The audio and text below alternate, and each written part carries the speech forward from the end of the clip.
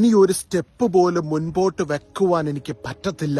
എൻ്റെ ജീവിതത്തിൽ ഇനി എനിക്കൊരു പുതിയ വാതിൽ, ഒരു വഴി തുറക്കുമോ എന്ന് ചിന്തിച്ച് ഞാൻ ഈ നിൽക്കുന്ന സ്ഥലം, ഞാൻ ആയിരിക്കുന്ന ഈ ഒരു അവസ്ഥ, ഇതിൽ നിന്ന് ഞാൻ എങ്ങനെ പുറത്തു വരും എന്നോർത്ത് ഭാരപ്പെടുന്നുണ്ടെങ്കിൽ, പ്രിയ സഹോദരങ്ങളെ, നിങ്ങൾ ഏത് അവസ്ഥയിലാണോ നിൽക്കുന്നത് ആ അവസ്ഥയിൽ നിന്ന് പുറത്തു കൊണ്ടുവരുവാൻ നമ്മുടെ ദൈവത്തിന് ശക്തിയുണ്ട്. ഹല്ലേലൂയ. അത് ഏതവസ്ഥയായിക്കോട്ടെ, അവസ്ഥയിൽ നിന്ന് പുറത്തു കൊണ്ടുവരുവാൻ ശക്തനായവനാണ് നമ്മുടെ കർത്താവ്. പ്രിയ സഹോദരങ്ങളെ, ഗലീലിയ എന്ന ദേശത്തെക്കുറിച്ച് ഒരു പ്രവചനം യെശയ്യാ പ്രവാചകൻ നടത്തിയിരുന്നു. ഗലീലിയ എന്ന ദേശം കർത്താവിന്റെ വെളിച്ചം കാണുന്നു, മിശിഹായുടെ വെളിച്ചം കാണുന്നു. എന്നാൽ ഈ ഗലീലിയ എന്ന് പറഞ്ഞ സ്ഥലം യഹൂദന്റെ കാഴ്ചപ്പാടിൽ വളരെയധികം പ്രശ്നങ്ങൾ നിറഞ്ഞ, നമ്മുടെയൊക്കെ ഭാഷ പറഞ്ഞ ബന്ധനങ്ങൾ നിറഞ്ഞ, കെട്ടുകൾ നിറഞ്ഞ, അന്ധകാരം നിറഞ്ഞൊരു സ്ഥലമാണ്. അങ്ങനെ ഒരു സ്ഥലത്ത് എങ്ങനെയാണ് വെളിച്ചം വരുന്നത്? നിങ്ങൾ ചിലപ്പോൾ ഈ സന്ദേശം കേൾക്കുമ്പോൾ നിങ്ങളുടെ മനസ്സിൽ നിങ്ങൾ ചിന്തിക്കുന്നുണ്ടായിരിക്കും, എന്റെ വീടിരിക്കുന്ന ഈ സ്ഥലം, അല്ലെങ്കിൽ ഞാനായിരിക്കുന്ന ഈ ഒരു അവസ്ഥ, എന്റെ വീട്ടിൽ തന്നെ ഒരുപാട് പ്രശ്നങ്ങൾ, ഒരുപാട് അന്ധകാരങ്ങൾ, ഒരുപാട് പ്രശ്നമുണ്ടെന്ന് ഒരുപാട് പേര് പ്രാർത്ഥിച്ചു പറയുന്നു. പലരും പലതും പറയുന്നു. എങ്ങനെ ഇതിൽ നിന്ന് രക്ഷപ്പെടും, കരകയറുമെന്ന് അറിയാൻ മേല. എങ്ങനെയാണ് ദൈവമേ നീ എന്നെ വഴി നടത്തുന്നത്? മൊത്തം അന്ധകാരമാണല്ലോ എന്ന് ചിന്തിച്ച് ഓർത്ത് ഭാരപ്പെട്ടിരിക്കുകയാണെങ്കിൽ നിങ്ങൾക്ക് വേണ്ടിയാണ് കേട്ടോ ഈ സന്ദേശം പരിശുദ്ധാത്മാവ് നൽകുന്നത്.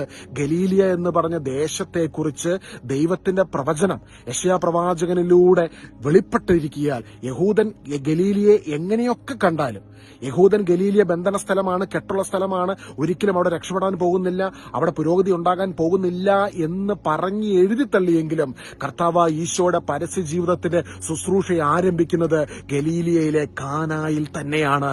ഹല്ലേലൂയ. എന്നോടെന്ന് പറഞ്ഞേ, ഈശോയെ നന്ദി.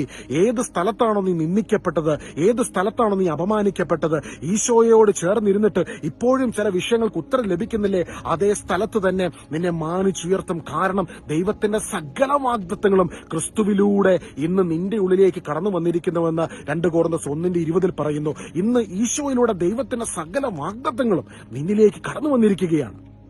യെശയ്യാ പ്രവാചകന്റെ പ്രവചനമാണ് ഗലീലയുടെ മുകളിലുണ്ടായിരുന്നത്. ഗലീലയിൽ എത്രമാത്രമൊക്കെ പ്രശ്നങ്ങൾ ഉണ്ടായിരുന്നാലും ഈശോയുടെ ശുശ്രൂഷ ആരംഭിക്കുന്നത് ഗലീലയിൽ തന്നെയായിരുന്നു, കാനായിൽ തന്നെയായിരുന്നു. ഗലീലയിലെ കാനായിൽ തന്നെയാണ്. അതുകൊണ്ടാണ് ഈ സന്ദേശം കേട്ടുകൊണ്ടിരിക്കുമ്പോൾ തന്നെ നിന്റെ അവസ്ഥയെ, പച്ചവെള്ളത്തെ വീഞ്ഞാക്കിയവന് നിന്റെ അവസ്ഥയെ മാറ്റുവാൻ സാധിക്കും.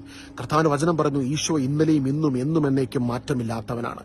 ഇന്നലകളിൽ അവൻ അത്ഭുതം പ്രവർത്തിച്ചെങ്കിൽ അവൻ ഇന്നും അത് ചെയ്യും, നാളുകളിലും അവനത് ചെയ്യുവാൻ കഴിയും. അവൻ നിന്റെ ദൈവമാണ്, അവൻ നിന്റെ കൂടെയുണ്ട്. പ്രിയ സഹോദരങ്ങളെ, കാനായിലെ കല്യാണ വീട്ടിൽ അന്ന് വീഞ്ഞ് തീർന്നു പോയപ്പോൾ പച്ചവെള്ളത്തെ വീഞ്ഞാക്കിയവന് ഇന്ന് നിന്റെ സാഹചര്യത്തെ മാറ്റുവാൻ കഴിയും. വിശ്വസിക്കുക.